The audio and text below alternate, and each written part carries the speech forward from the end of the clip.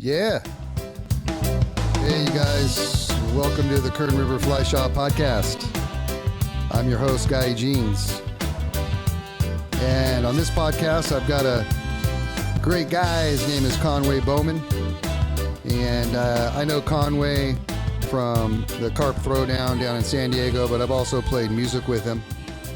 We've done some little musical get-togethers. He's a really great drummer, which I'm going to talk to him about, and which a lot of you don't know. Conway's known for pioneering fly fishing for Mako sharks 27 years ago. And he has fly fished all over the globe, from Thailand all the way to Alaska. And he is actually regarded as one of the top fly fishing guides and anglers in the world. His pioneering of not only Mako sharks on the fly, but also West Coast fly fishing, saltwater fly fishing, has been featured in many books, and he's the author of the Orvis Guide to Saltwater Fly Fishing, 101 Tips for the Absolute Beginner. And we're going to get him on the phone here in a second. But also, I'm going to ask him about, some of the TV shows that he does. He does the Ford Outfitters, where he goes to all these different locations and goes fishing and hunting, which is really neat. But I'm going to talk to him about his music when he was growing up in Southern California. He was a surfer. We have a very similar parallel life in that we were surfers, we were into music, and we became fly fishing guides. So we have that in common. But he's done some really amazing things, and I want to talk to him about that. Let's see if we can get him on the phone. Conway. Guy, great to hear from you, man. How you doing, man? I'm good. Just living the dream in Encinitas, raising two boys and keeping my wife happy. Awesome, man. I was in the introductions. I was telling folks that I think the most time that you and I have spent together is playing music. That's you're right. Yeah, because I don't think we've ever fished together, but yeah, we've definitely spent time playing music. That's for sure. Yeah. I mean, we've spent a couple hours each time that we played together, just communicating through music, right? Yeah, which is really a great way to communicate, isn't it? It's interesting. Musicians have a really connection that if you're not a musician, you don't quite understand it. But the connection just through looking at somebody on stage or wherever you are, and then communicating through the instrument you play. Uh-huh. It's one of the coolest things going. So yeah, I'm glad we get to do that. Well, the only thing I could see when I'm playing with you is a big smile on your face. Well, why not? I mean, yeah, why not? You are a great player, Thanks, a great brother. singer, and it's always great to play with somebody who can actually play really well. So that's really good. Well, I want to get into that for sure. Is your drumming roots and all that during this podcast for sure. But what have you been doing lately? I know that you were training for was it a decathlon or a marathon or something? No, it was a half Ironman. They call it an Ironman 70.3. Yeah, and so I did that. So I started training last July, and it all culminated on August 3rd this year. Just last month, and I completed the Ironman. So it was great. It was a challenge, but I learned a lot about training, learned a lot about, how far I can push myself. And I'm going to do another one. In fact, I'm going to do a full Ironman next year. So, dude, that's incredible, man. Yeah, it's cool. At 56 years old, I mean, exactly. What else am I going to do, right? So how are your knees and like your body when you're running and doing all that? Are you good? Yeah, I'm fine. I was concerned. I have a kind of a lower back issue, so that was a concern going into it. And in fact, I hurt my back early on in my training, kind of set me back a couple of months, which was weird. But other than that, I finally figured out what was going on with my lower back, and that was my big concern. Other than that, the knees, everything else held together really well, and I had very little pain. I worked with a coach, and he really dialed me in on training, on how to train properly. If I would have trained without a coach, I would have definitely hurt myself, because I have a tendency to really push myself. Uh-huh. And that's what happened to my back early on. I pushed myself too hard, and my body just freaked out. It's like, wow, this is way too much volume of training for your body to deal with. And then my weakest point is my lower back, and it freaked out. It locked up. So what my coach did is he figured that out early on, and he created a really great training plan to where, my training was very focused, very paced out. And then by the time I got to the race, I got to that race, I blew through it, and at the end, I probably could have run another 10 miles after that. I felt that good. Wow. But that's a testament to the coach's ability to train me, a guy who had never done any triathlon or any sort of endurance sports, ever. And he got me across that finish line and got me across very strong. Wow. So it was killer. Yeah, and I feel great. So I dropped like 15 pounds. Yeah. So what made you do that? So I have a friend who's a filmer, a videographer for Ironman. So he goes around the world and he does all their short form content. And one of the sponsors for Ironman is Hoka, which is a shoe company. And so my buddy Pete, who's the filmer, had some Hoka athletes that he needed to film. So he came out to Lake Hodges that I manage, and they filmed these runners running on this really nice lake road around Lake Hodges. So long story short, I was introduced to this guy, Michael O'Neill, who heads up the marketing division at Hoka. And Michael said, hey, you know what? You can have kind of an interesting story. You're a dad, you're a husband, Mm-hmm. you're a fishing guide. You also, you're a reservoir keeper. You manage this giant wetlands. And he said that story is interesting enough to where we would like to have you be one of our, what would you call it? One of our characters in this series we do called Humans of Hoka. So they take people that have never done endurance athletics and they make them into an Ironman. And I'm like, oh, that's cool. Yeah, I'd love to do that. Just because I knew, I'm like, yeah, this is, this will never happen. And then COVID hit, and I'm like, oh, and I totally forgot about it. And then once COVID lifted, the guy calls me and goes, we really want you to do this. And I'm like, oh shit. Mm-hmm. So anyway, I committed to it, and that's how it came about. And they built a 5-part kind of a TV series out of it, from my first day of training all the way to me crossing the finish line. Nice. And there's a lot of neat stuff woven into that story, because during that time my father had passed away, and, mm-hmm. and what we figured out was this series, this Humans of Hoka series, and what I was doing was really focused around me having a kind of a reckoning with my father's death. Basically, coming to terms with that. And I tell you, it was amazing. My dad and I fly fished together, and the place we really loved to fly fish towards the latter part of his life was Lee's Ferry. Mm-hmm. And we would go there every year. And I mentioned that to Ironman and Hoka, that was a place my father, I loved to go. They said, well, let's go out there and film that. So we went out and we filmed at Lee's Ferry. Nice. On my dad's favorite spot. It was called 4 Mile Bar. And I'm telling you, guys, we get there, the wind's blowing, it's snowing, it's just crappy weather, it's windy. And the guy, Dave Foster's like, yeah, it's going to be tough to even get a fish. So we went out, we had one day. We went out and we parked the boat on this 4 Mile Bar, got out, and the skies opened up, and in the third cast I had a fish. And that started the rest of the day of catching fish. And it was the most magical cool. Fishing experience I ever had. So, and my dad was there looking down on us, and it was just unreal. And it was, so that's part of this Humans of Hoka story. And it really, it kind of developed organically, and they did a wonderful job. And it brings in my family, brings in my mom, who's 94 years old. It brings in everybody that sort of has been a part of this journey. So it was really a great project, and really inspiring. So yeah, it was cool. That sounds awesome, man. So what in an Ironman, explain to me like what it is. Is it like you're running and you're swimming and you're cycling? Yeah. So it's a swim, bike, run. So so in a half Ironman, so a full Ironman, 2 mile swim. Uh-huh. It's a 121 mile bike ride, and it's a full marathon, a 26-mile run. So a half Ironman is half of that.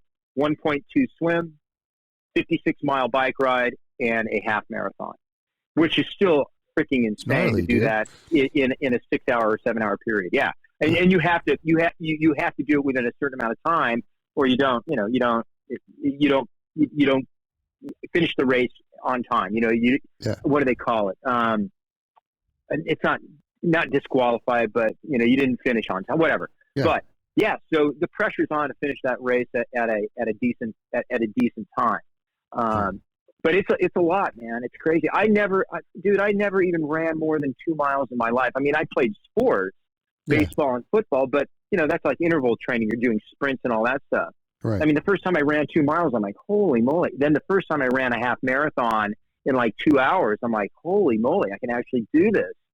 And then, but the interesting thing was I thought I was a good swimmer, growing up being a surfer and a body surfer. Yeah. And so my coach is a master swim coach, and he came out and he's like, man, you can't swim at all. Really? And he goes, you're probably a really good surfer and a good body surfer, but dude, you are not an open water swimmer. And that was the part of the race that was really challenging for a lot of people. Open water, ocean swim, which a lot of triathlons aren't like that. You had to go through the surf at Oceanside Harbor and make a hard right turn and come back in the harbor, right? And he's like, you're not an open water swimmer. So I'm like, oh, wow. And so within 2 hours, he had me dialed in on the technique. And so from that moment on, I really excelled at the open water swimming. And now, I mean, shoot, I'm swimming a mile and a half every Friday at Oceanside, or I go to, Mission Beach, or I do, La Jolla Cove. But I realized that, open water ocean swimming is really, really cool. And learning how to do it correctly, I mean, it is the coolest thing to be out there in the ocean, in the waves and all that stuff. Yeah. So it was cool. But so those are the things that I learned. I learned how to open water swim. I figured out that I could actually run a half marathon. And then I was always kind of a cyclist. So that came kind of easy, but the way you have to ride a bike in a triathlon, it's more like a time trial, right?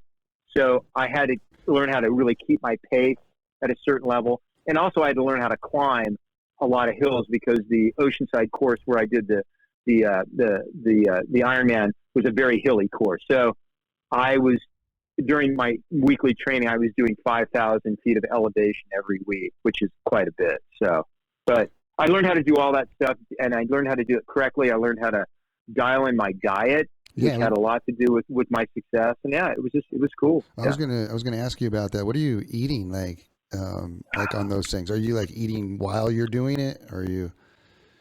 So during the race, there's a lot of guys do liquid nutrition. So I worked with a company who mixed up a formula that was tailored to my body chemistry, right? A certain amount of calories, a certain amount of carbohydrates, and a certain amount of sodium. And it's a science. So they sat me down, they gave me a sweat test. Then I went out and they sent me all this product, and I would just drink that throughout my training, and I would figure out how my body would react to it. And they got it so dialed in that, so it would be like filling up your gas tank at elevation, right? You need a certain amount of octane to get you up the hill. Well, that's what they did. And so my octane was, a combination of carbohydrates, calories, and sodium, that kind of stuff. So they figured all that out to a science, right down to the most like micro number.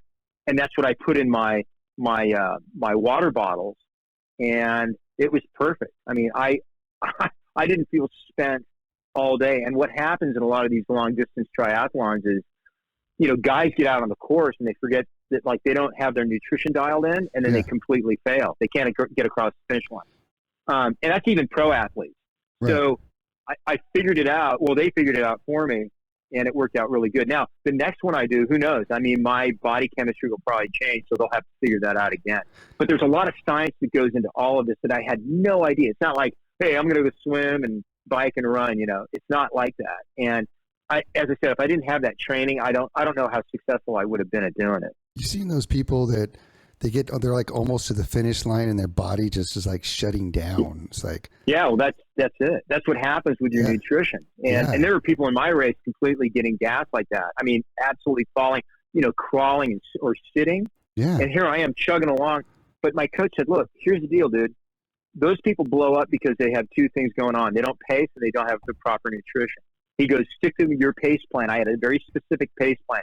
He said, don't go over that and stick to your nutrition. You've already done all the hard work in terms of building a foundation.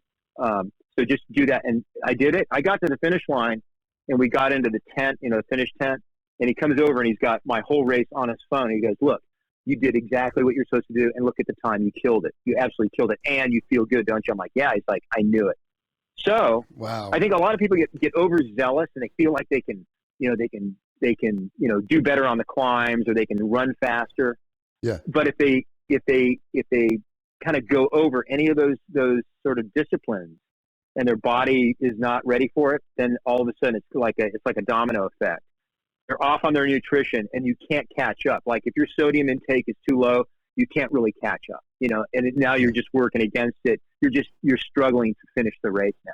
So that's the other thing I learned is that you have to really trust your coach, trust your body and listen to your body and understand that, what's going in and how it affects your body. So I paid attention to all that stuff during training. I think a lot of people probably don't do that. They just go out and they go. They're not listening to their body. They're not getting proper rest. Yeah. A lot of people will train really hard and then they keep training, but resting is really an important thing. So you don't push it hard every day. You take a full rest day. You kind of taper yourself. You build yourself up and then you taper yourself down, right? Uh-huh. So 2 weeks prior to my race, I was like doing a lot of volume. And then the 1 week before the race, I reduced my volume. And so your body chemistry you're kind of building yourself up and then you're kind of stopping it, but your body is still like buzzing. And in fact, that last week before the race, I had so much energy, I couldn't sleep. I was so jacked up just on my adrenaline and how my body was now producing this, the energy and all that stuff. Yeah. I was crazy. And I told my coach, I go, dude, I can't sleep because that's totally normal. And then I saw my weight drop. It went from probably 160 down to like 154. And then on race day, I was just like, I walked up the race and my coach hadn't seen me in like 6 months. He goes, Jesus. He goes, he goes, God, you had a dad bod the last time I saw you. Now you look like an MMA fighter. It was like, so it was crazy. I had veins popping out all over my head. It was nuts. But I was so jacked up for that race. It was like, like I said, I was ready to go another 10 miles after that. So you got that like runner's high, they call it, you think? Oh, dude. Oh, yeah. That's totally a real did. thing? Oh, it's a real thing. But it's not only runner high, it's everything high. It's like you're just like jacked up on the whole thing, bike riding. I was doing these hills. I was riding up this, it was a 13% grade, which is gnarly. And I was like just flying up this thing and guys were walking their bikes up it. Uh-huh. And I'm like, wow, I'm doing pretty good. Wow. These are like triathletes with, the big tri bikes and stuff like that. So, but, it was great. And doing it at 56 years old was a big accomplishment too. So totally, man. Totally. My field, there are, people that were, way younger than me. So yeah, so cool. It felt great. That's really cool. But I'm going to continue to do it. I'm going to continue to do it because it's keeping me in good shape. Yeah. And, it's really, really a neat thing. Right on. Well, let's talk about your music. Because I know, I'm pretty sure that people have no idea that you're a really good drummer. And thank you.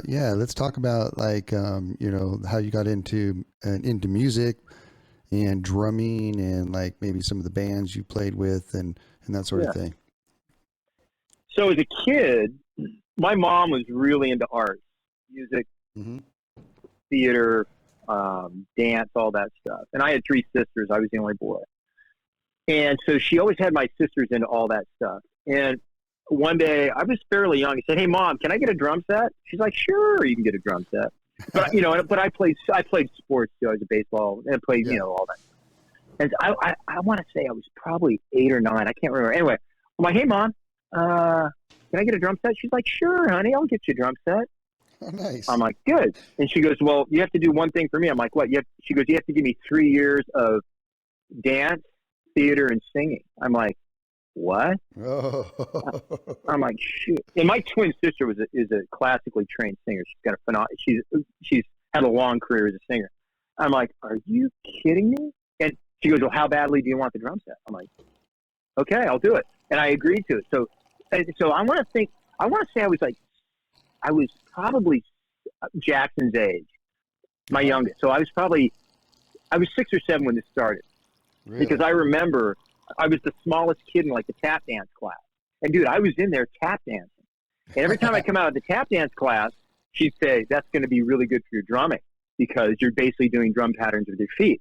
And the tap instructor had a drum set in the back of the studio. And I remember I would go back there and she had this one tap instructor came in from LA and the guy's tap dancing, really good tap dancer. Guy named was Pat Rico. He was a legend back in the 60s. And he taught like Dean Martin how to tap dance, all this. Anyway, so that's cool. I had mentioned to him that I wanted to be a drummer. He's like, really? Let's go back here. So this guy got on this little trap kit and absolutely shredded it. I mean, I'm like, and he even said, he goes, tap dancing will make you a much better drummer because it'll dial your time in. It's all about timing. And I remember that. Anyway, long story short, dude, I did 3 years of all that stuff, singing, tap dancing, drama. And at the end of that 3 years, I went to my mom. I go, Mom, I did 3 years. She goes, okay, I'll get you a drum set. So that Saturday we went out, she bought me a beautiful old Slingerland cocktail kit. And that was it. It was black mother of pearl. And that was it. She kept her part of the bargain. I kept mine. So that's where it kind of started. And then, I just played drums. I pretty much self-taught. I had a few lessons, but not really. And I just started, just playing around with some guys in the neighborhood. And then I didn't really start playing in bands until I was in college. And I actually it was high school. Yeah. I had a couple buddies I grew up with. They went to St. Augustine High School. They were, one guy was a bass player. His brother was a keyboardist. And we just started a band. We played all the high school dances and stuff and parties. And then so that band, kind of evolved into a college band. And then what kind of music? So the stuff we were playing back in high school was like it was like English beat, madness, all that all that stuff, all that ska music. Yeah. I mean, we played just anything that was on 91X at that time. Kind of the hits. And then so when we got into college, I met this guy who was really into like early Pink Floyd. And he was a great songwriter. He was a guitarist. And so Mike, the guy that I grew up with and played bass, this guy, John, the guitarist that we had met, wanted a bass and guitar player. And so we met John and we were like, God, this guy's stuff is so interesting because it was all original music. And I was never really into Pink Floyd or anything like that. But then that guy pulled me into that. I'm like, wow, this is cool. So anyway, team up with John. We called the band Dark Globe, and it was me, Mike Jones, Scott Evans, and John Geary. And we played from, it must have been 1988 until about 1993. We recorded, we were relentless recorders. We put out, I don't know how many, we started with cassettes.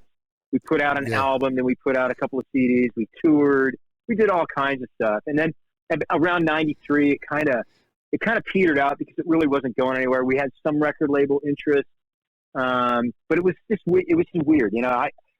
Part of me was, music was great, but it got to be a drag because, we were touring on our college breaks and it was just not, I don't know. Just for me, it wasn't really that fun anymore. And I was not having fun. And this was sort of the tipping point for me. We're driving into Vancouver in this rented little minivan, whatever minivans at that time. Yeah. And I'm looking out. We go over this bridge. I look out, and there's a guy spay casting under this bridge. I'm like, dude. I mean, I need to be doing that again because as a kid, my dad and I would fish, and we spent our summers on Idaho. So fly fishing and fishing were a big part of my life. But during that time, when I was playing in the band, I didn't fish very much. And so I looked down at that guy spay casting in this river. I'm like, you know what? I need to be doing that and really not this, because I'm not having a whole lot of fun with this anymore. So after that tour, I quit. I quit the band and got back. I got back to fishing at that point in earnest, and I haven't stopped since. So. Yeah, I know that touring is pretty brutal, isn't it? Oh, it's brutal, and it's not glamorous. People have no idea. They have no idea. They think they think it's unless you're a next level band, it's like and we were playing psychedelic grunge rock, and it's not. I mean, all the people that are showing up at the shows are totally weird. There aren't any like hot chicks, really. It's just like a bunch of freaks, and I'm like, yeah, this is bizarre. I remember playing in Seattle, and I can't remember the name of the club. I think it was Club Soda. I think that was like the big club there, and it was like it was the craziest thing. It was a packed house. And we were on a bill with, this is when Soundgarden first started. This must have been 1988 or 89. And they were on the bill. I mean, they were headlining the bill. We were kind of up in the front of that bill. Yeah. And I was just like, God, this is a crazy scene. I mean, I was like, people are just, I don't know, it was just weird. And so it never really resonated that much with me. I love the music. I didn't really like I love playing on stage, but after that, getting off stage, being up late, all that shit, man. And I honestly couldn't do that for a living. It was just too weird. I'm just not made for that sort of lifestyle, that gypsy kind of lifestyle. So I'm like a homebody, man. I just like hanging out and, not being on a bus, 250 days a year, and just, being around a bunch of people that you really don't like, So that's basically it. You're hitting it right on the head. Yeah. I mean, the whole thing too, for me nowadays is, I like doing shows, but I like doing the early shows, like the fairs, like the 5 to 8. Dude, I'm right there with you. So my band, Dark Lover, the band I'm in, we're still together today. We play 4 shows a year. It's awesome. Oh yeah. And we play these great little clubs in San Diego. Oh, you got to tell me, man. Same thing. You got to tell me. I will. Oh, yeah, I'd love to come see you guys. That'd be so sweet. We're like the old guys, but we still totally rock hard. But it's like, we're like, okay, we're going to be the middle band. We're not closing out the show. It's like, we're either open or we're in the middle. We're not doing the last band that goes on at 11 or 12 because we're old, But it's great. But no, we write so many songs. In fact, tomorrow night we've got a rehearsal. We're writing a whole bunch of new tunes. We're going to hopefully record in September and October. We just love to play. Yeah. And we love to play together. And we've been together so many years, and it's just great. We're very familiar with each other. We get along great, and that's a rarity in a band. Getting along with the guy. I mean, it's been since 1988. This band's been together. Super important. And we've never had. Ever, so it's great. I mean, think about the Rolling Stones, those bands that have been, playing together for so long, I mean, oh my God, that's just a rarity, like being able to, hang with those dudes for that long. That's insane. Yeah. And I think those guys, obviously they made it really big, and I'm sure when they tour, they have their own separate buses or airplanes. They're not hanging around each other. You know what I mean? It's a business now, buddy. They're making lots of money, and they can deal with the personalities, but. Yeah. And considering what that band had gone through for so many years, it's amazing. It's amazing. They're still getting up on stage. It really is. And you got to admire that, but I don't know. I mean, more power to them. Yeah. Well, I sure enjoy playing music with you, man. And I think that first year, the Carp Throwdown, it was me, you, and Bernard Yin.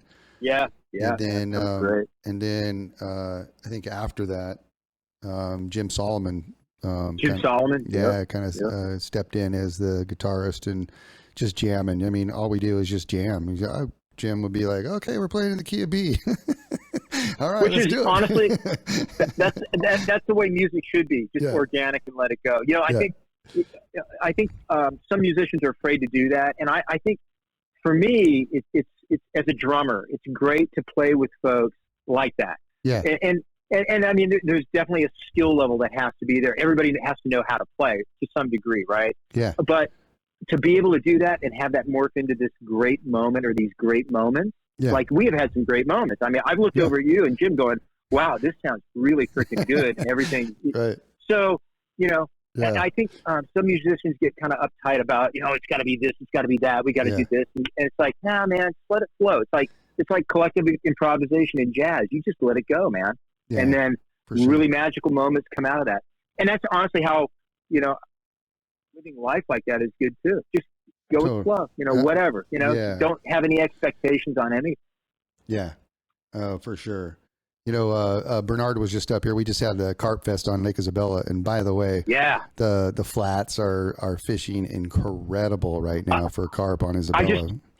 I just talked to him today, and he said that. I'm like, oh my gosh! You got to come up, man. God, I got to make that. I got to put that into the schedule because it's unbelievable right now.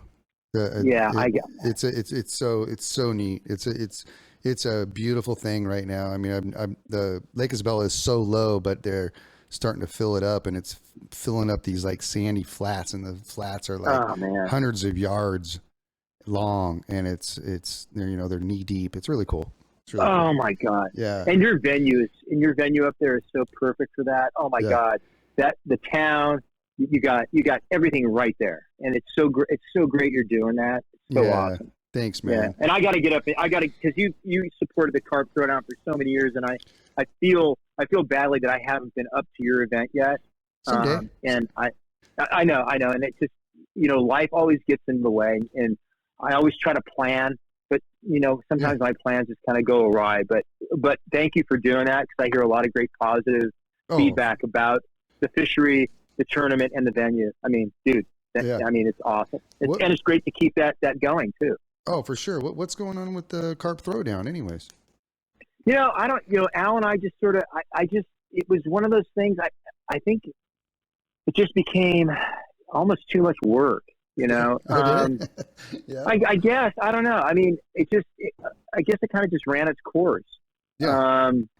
And honestly, the fishing hadn't been very good the last couple of years. And I think that had a lot to do with it as well. You know, the expectation was we're going to have this great fishing every year. And then it seemed to sort of taper down the last couple of years. So I think he and I decided, let's just take a break. I mean, it'll come back at some point. I don't know at what level.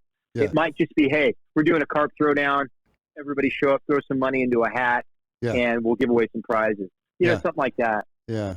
But I'll tell you, it was a really magical event for the years that we ran it. It was cool. It was awesome to see you and all the folks and Lake Henshaw Resort. I mean, it's so funky anyway. I mean, I love that place.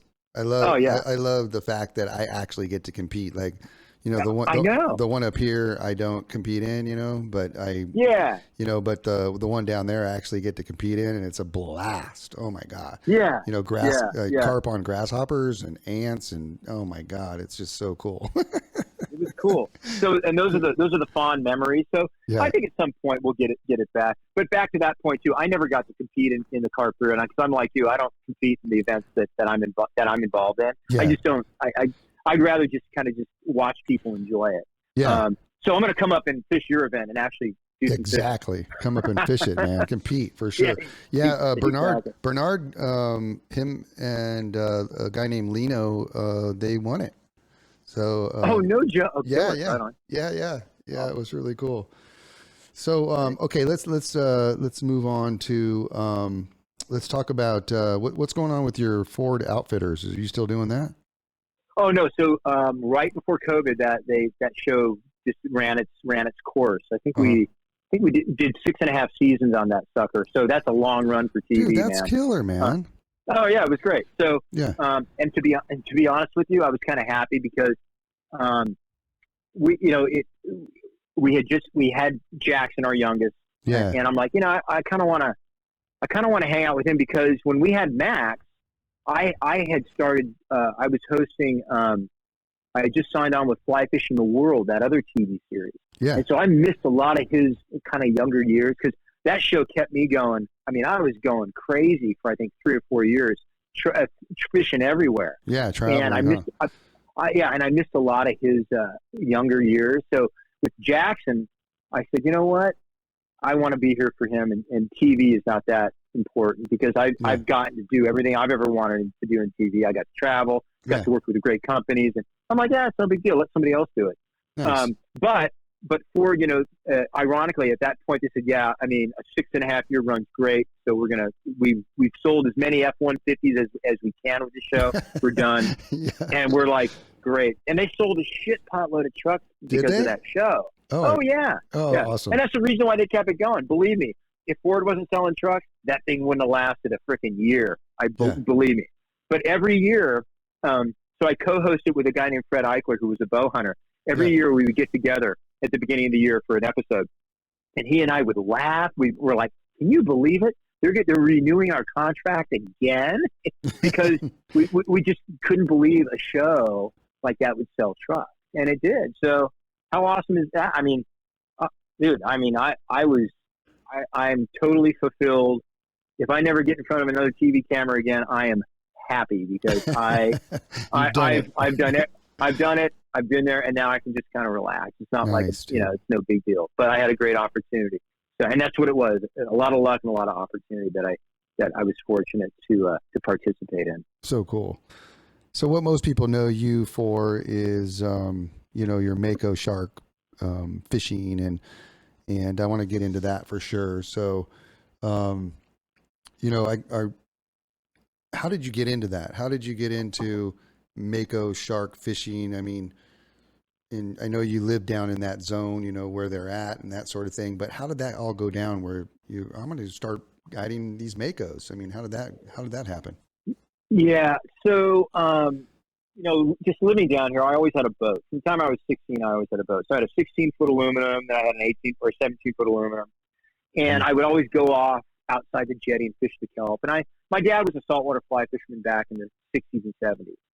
And I had some old fly fishing equipment. Anyway, but one thing I got hooked on Makos is because I had a buddy who was a commercial fisherman, and he wanted to learn how to fly fish. And so I took him out, and I taught him how to cast. He goes, dude, I'm going to take you out, and I'm going to take you to some of my really kind of secret calico spots at Point Loma, and I want you to throw that fly rod on. So we went out there, and we were full bendo on like big giant calicos right under the lighthouse. It was insane. I mean, we're in an aluminum boat, and he's got it in reverse, keeping me out of the boilers, but I'm hooking up these big giant calicos. And this is back in, the mid 80s, something like that. Anyway, so we caught barracuda, bonita, and so he and I would go out once a week. And one day he said, man, you ought to try that fly rod on a Mako shark, because those things, they're up on the surface, and I guarantee you they'll hit a fly. I'm like, yeah, okay, whatever. I wasn't into sharks at that time. So anyway, I continued to kind of, fly fish in my little skiff and blah, blah, blah. And there was a book written by the Orvis company called Saltwater. I think it was called The Guide to Saltwater Fly Fishing, written by Nick Curtione, who's a great guy, massive on the West Coast. Yeah. And he had a chapter on fly fishing for sharks. And one of the sub-chapters was catching Mako sharks on the fly. And I read that. I'm like, oh, my God. And he said something like, this is the only West Coast game fish that you can sight fish to that will jump out of the water. I'm like, what?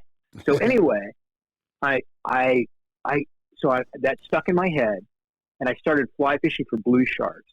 So I had this 17-foot aluminum. I went off. Dude, I took that thing 15 miles offshore to look for blue sharks, all right? But I never found it. I never found any Makos.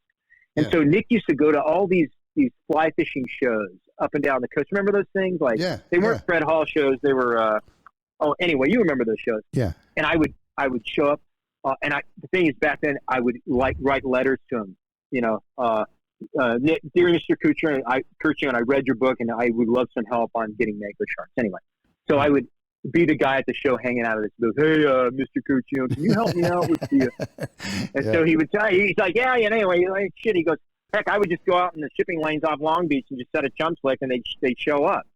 And so, anyway, so he and I became really, really good friends. But I was that nerd that was hanging around trying to get information out of him. Yeah. Anyway, so I figured out by another commercial fishing buddy of mine. He saw me out fly fishing blue sharks one day, and he's like, he motors over. He's like, "What are you doing, Conway?" I'm like, "I'm fly fishing for sharks." He's like, "What do you catch?" I go, "I'm getting blue sharks." He's like, "Really?" He goes, "Well, I just got a nice Mako over here." I'm like, "What?" He goes, "Yeah, go about 4 miles down the beach, and there's a current break." So I went down there, set a chum slick, and immediately I had like an 80-pound Mako around the boat. I'm like, what the? And I had no idea what to do. Yeah. And it's circling the boat. I'm like, oh my, it's totally different than a blue shark, way more aggressive. I didn't even catch it. I just let it swim by. I was so freaked out. I'm like, oh my God. So I go back to the dock and I see this same commercial fisherman. And as I'm pulling up, he's like, "Did you see any Makos?" I go, "Yeah, Lou, I saw this really nice one." He goes, "Did you catch it?" He goes, I said, "No, I was kind of too afraid to throw at it." He goes, "Good idea, because your boat's kind of small." Anyway, so my buddy Lou Fedor, who's an awesome guy, great commercial fisherman, who ironically became a really great fly fishing guide down here, got me dialed in. And long story short, I got my first Mako after trying to catch him for 3 years. And then after that, I kind of figured out the game plan with Lou's help, moon phase, tide, season. When I was catching all those blue sharks early on, I was fishing them in the winter and spring. Okay, Makos are here in the summer. So I figured all that out, figured out where to go. And once I got that going, and I kept very detailed logs, as I do today, I have every single Mako I've ever caught documented. And I document moon phase, tide, water temp, food item, conditions, birds, all that. And I figured out there's a very distinct pattern when these things show up, kind of like a tarpon migration in Florida. They come up, they hang out, and then they move. And so what I'm doing is I'm intercepting them as they're coming up and coming back. And so since probably I really started fishing them in earnest in probably the mid-90s, 95. Yeah.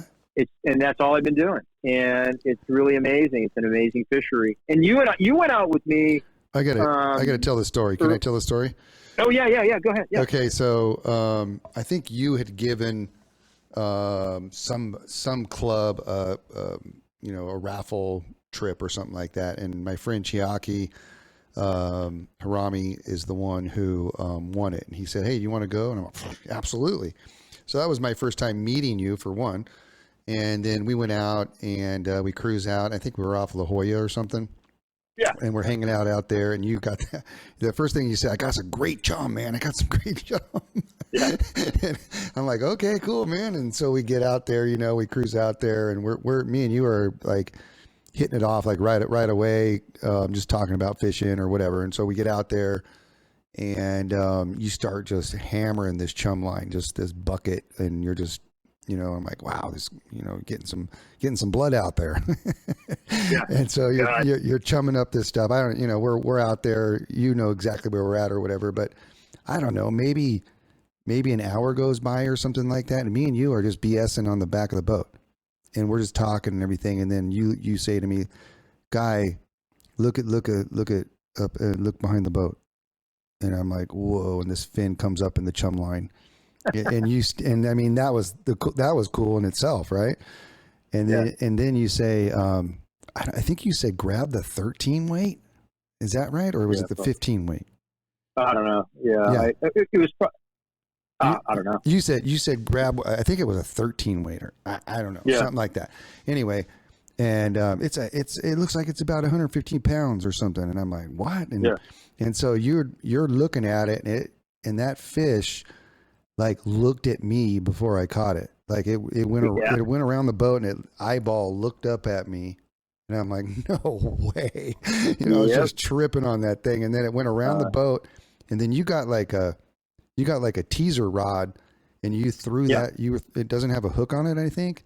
Yeah, so it's a marlin skirt, an orange marlin skirt. Yeah. And I stuff a bonita belly strip in there. So I bait and switch him. So when that shark came in, he was just kind of checking you out. Yeah. But we had to turn his predatory light switch on. Yeah. So that's what that teaser does. They see it, they chase after it, and I pull it away from them. Now they're pissed, and now they want to attack. Yeah. So then I had, the fly, I think, was like a big red giant streamer of some kind. Yeah. And did you have wire on that too? Like, was it a wire? I did. Yeah. 3.5 foot piece of wire. Yeah. Yeah. And so you're like teasing this thing, throwing back in the chum line, and then it starts circling the boat again, and then you're all throw it, and basically like throwing like a woolly bugger. You just throw it out there and then you strip it, and this thing came up and ate it like a trout. Oh yeah. It's like a brown trout rising on a hopper. Isn't that crazy? Yeah, it came up and ate it, and then just chaos after that, and then like I think you even started the boat, and we chased it. And then when I was like reeling it, I was looking like, south, and then the thing like jumped to the west or something. Like I still have that photo, by the way. I still have that photo of you and Shiaki. Yes, I need to dig that up for you. Yes. Yeah, yes. And so this thing like jumps. I mean, how high do they jump? I mean, 20 feet. Yeah. Twice their body length. Yeah. And I wasn't even like looking in the right direction. The thing was like way over, like somewhere else. You didn't see it. Oh. Yeah. But I mean, I saw it jump, but I mean, I was looking in the wrong direction, like I thought my line was, at south, and it jumped over at the west. And then you turned and then I brought it. I was getting it close to the boat. And this was what was really trippy was you were all, Guy, get that thing in, man. There's another shark that's going to eat that one. Yep. Oh, yeah. And I was like, and I think mine was like, 150 pounds or something. I don't know. Something like that. And you're all, this one's like 300. It's going to eat this one. Get it off. And you had this big catch and release tool that you had, and I was trying to get it in, and so you could release that fish so it wouldn't get eaten, But what an experience, man. It was so cool. Yeah, I mean, the Mako Shark Fly thing is, like I said, it's unique. Yeah, it's not everybody's cup of tea, because some guys they're not into the chumming thing and whatever, that's fine. But it is the only opportunity that somebody can really sight fish to a fish and watch the take and have this fish jump 20 feet out of the water, and catch a big fish. Yeah, by and large, these fish are anywhere from 40 to 100 pounds, and I mean, last year we got one to the boat that was probably 600 or bigger. It was that's huge. A monster. So, we've been seeing massive fish here the last 5 years. I mean, big ones where it's like, you don't want to cast to that. That's too big. But it's a great opportunity. And the other thing is, you're not fishing that far offshore. Oh my God! It's a quick run, and we could see the shore. Like we could see the shore right. from where we were at. That was crazy. That's right. So there's a lot of bang for the buck for folks, and there's not many places in the world that you can catch a large game fish on a fly rod and have it jump. I mean, it's just, unless you go to Guatemala or you go, or you go to Florida.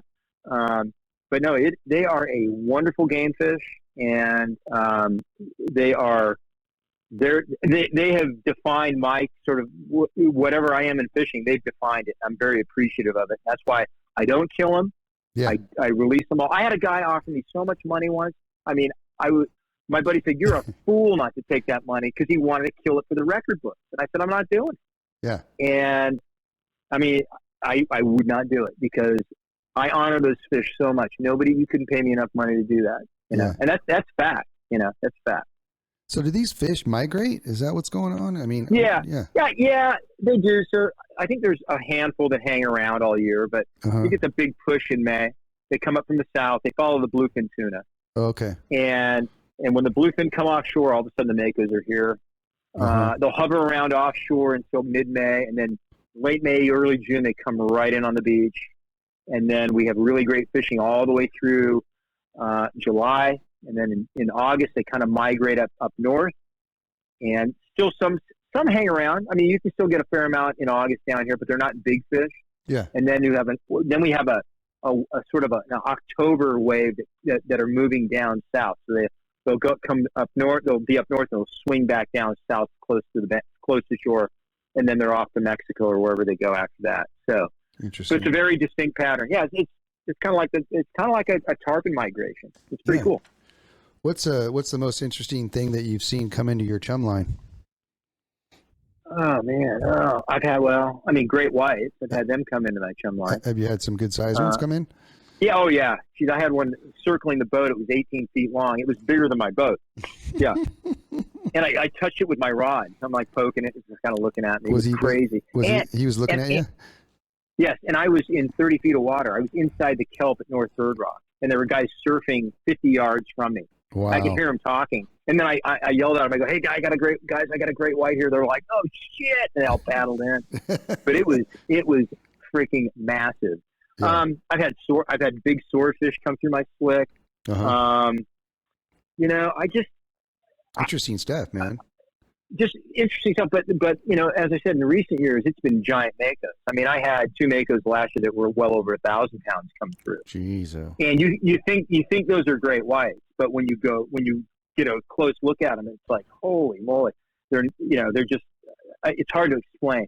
And they're fast. They come through and they're cruising. Yeah. They're cruising at like 10 knots, just with it blown right by the boat. Yeah. And yeah, so I mean, that's interesting. Those fish are like, it looks, I mean, when you look at one, the one I caught, when I was looking at it, it just looks like it's just built for speed. I mean, the way that they're shaped, I mean, it's unbelievable. Like their fins.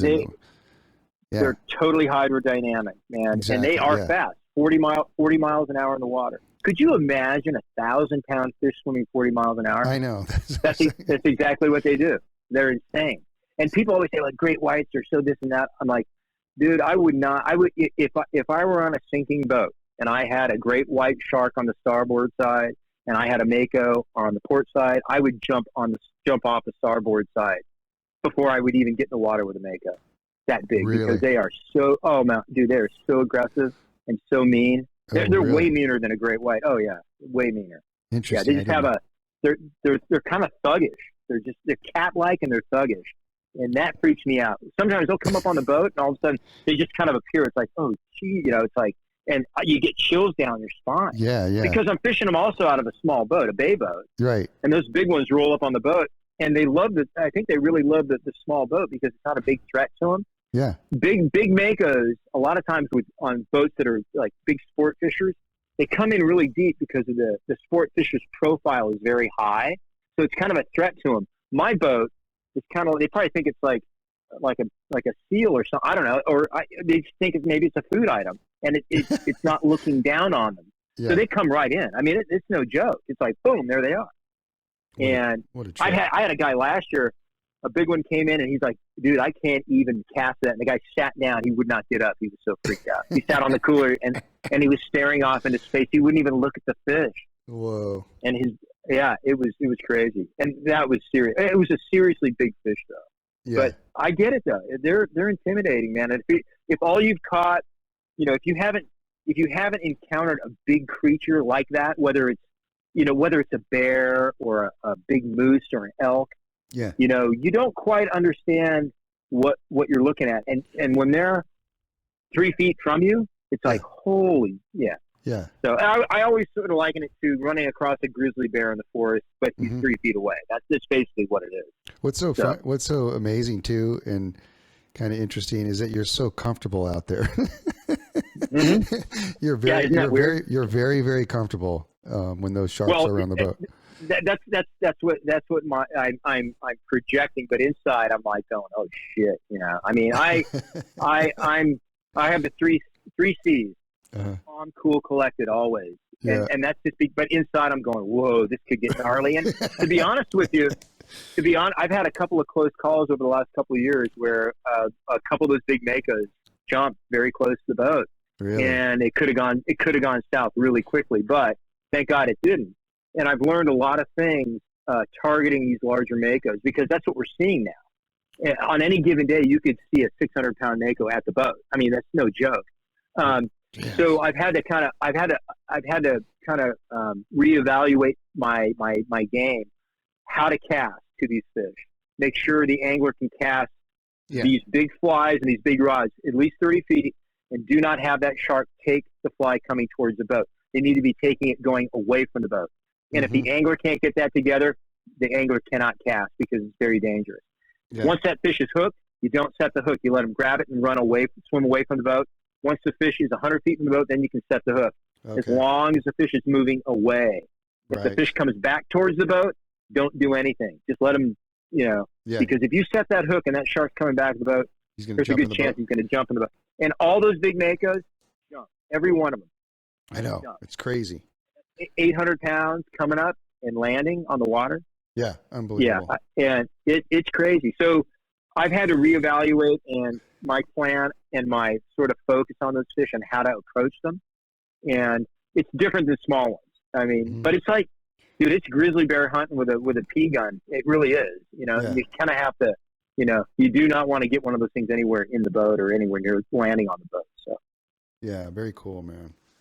So whatever happened to the podcast you were doing? The barbless one. Is that not happening anymore? No, COVID hit and things just kind of went. I think COVID really wrecked it. Okay. We're still going to do it, but it's just life gets in the way. Kids and baseball and karate. Life gets in the way. Cool. And COVID was an opportunity because we were locked down. But then the Barbless podcast was really focused on getting sponsorship dollars. Yeah. And that stuff just was not coming in because of COVID. Yeah. But my hope is at some point to start some sort of podcast.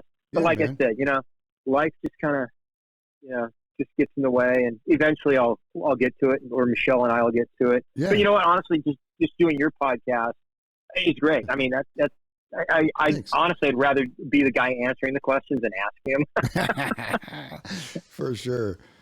One last question I want to ask you, and is what's it like to write a book? You wrote the book, The Orvis Guide to Saltwater Fly Fishing, and what is that like? Does it take a long time? Is it a lot of work? I mean, how does that work? Yeah, it's the equivalent of training for an Ironman, to be honest, but you're not running. It's no, crazy. I'm serious. Yeah, I bet. It's freaking nuts. Yeah, I mean, you the same principles go into writing a book as training for a triathlon. Right. You have to be disciplined. You have to write every day. You have to be organized. Yeah. You have to organize not only your words, but you have to write. You have to rewrite. You have to rewrite again. Yeah. You have to trust your editors, which is your coach. Yep. You also have to figure out your artwork, your pictures, all that combined, and it's a long, arduous process. So, but once the final product comes out, you're like, okay, cool, I'm an author, and exactly. I was fortunate that Orvis got behind it, and it's still selling. I just got my check the other day, and it was like for $50. Yeah. How awesome is that? Yeah. Hell a $50 check. Heck yeah. Anyway, but it's awesome. You don't make a lot of money, but you know what? You actually get to do something for fly anglers that are getting into the sport. Exactly. My book was the absolute. It was 100 tips for the absolute beginning saltwater fly angler. Perfect. There you go. That's what I've learned from all the people that have helped me out. Yep. Here you go. Yeah. And I do occasionally get people who write me say, "Hey, it was a really good book. It was simple. You didn't get into all the minutia of fly fishing and all that stuff, which I'm not really good at anyway." Yeah. I give them the basic tips. Hey, do this, this, and this, and you'll be successful. And super that's important. And that's what it is. Make things simple for people to understand, and then they'll grasp it much more easily. And then once they have that knowledge base, then they can go out and have a more sophisticated approach to fly fishing or whatever they're doing. Yeah. I think people get overwhelmed with all the stuff in fly fishing, and they get too deep into the weeds right off the bat. And I think that it's a much easier process just to explain things in very basic terms and take things in little chunks. Mm-hmm. And then, boom, next thing you know, they're out making amazing casts and, catching all kinds of fish. So, yeah. Do you have any plans to do any other books at all? I've got a couple that are kind of just sitting on my computer. Yeah, I'm going to definitely do one on fly fishing for Mako. That's going to be going to be more of a table, like a coffee table book, but with some really great stories. It's going to be not heavy on tips and technique, but just some wonderful stories and the people that I've met over the years. Yeah. And then I've got a redfish book that I've been working on for, God, I don't know how long, but it's almost done. And because I really got into red fishing back in the early 2000s, and I love it. It's really great. Yeah. So, but once again, it's discipline. It's getting all the right words on the paper and organizing them. And I'm not working with an editor on that book, so I'm self-editing that. So, but yeah, I would love to write that book. And I mean, I've been very fortunate to have fished many, many places for many, many different types of fish. And being on the bow of the boat has given me an interesting perspective on how I approach fish, but then also listening to all the guys that I've fished with. So melding those ideas together. Right. So whether it's tarpon or permit or bonefish or whatever, I think I could write some really interesting, insights to that. Not the word of God stuff, but just stuff that I've learned, So yeah. I like your quote that says, you posted this one time and you said, guide, not God. Yep, that's right. And that sticker's on my boat. Is it? I've got that sticker on my boat. I need one Guide, of those. not God. I'll make you one. Dude, send me some artwork. I'll make you one. Al Q made those for me. They're awesome. Oh, they are. But no, you know what it does? When I guide, it breaks down a lot of expectations right off the bat. Yeah. People get on the boat and they see that and they laugh. And that's what I want them to do. Yeah. Because they got to understand, hey, at the end of the day, I'm just a person. I'm not God. Yeah. I can only do what I can do. I can work hard for you for 12 hours a day. Yeah. But if that shark doesn't show up, I'm only human. So, and I think a lot of people that hire guides think that the guide is a god and he's going to miraculously produce fish for them. Yeah. And that just is not the case. So, yeah. But I'll make you up some of those. They're awesome. Dude, those are good. I love it. I love that. I love that saying. Okay, last question. You have one day to fish, and one last day to fish. Where would you go, and who would you go with? Oh boy. Well, I would go with my wife. Nice. Right. That would be my first guess. Yeah. And I would take her, or we would go to, let me think here. We would go to Campeche and catch baby tarpon because she loves that. Is that right? And yep.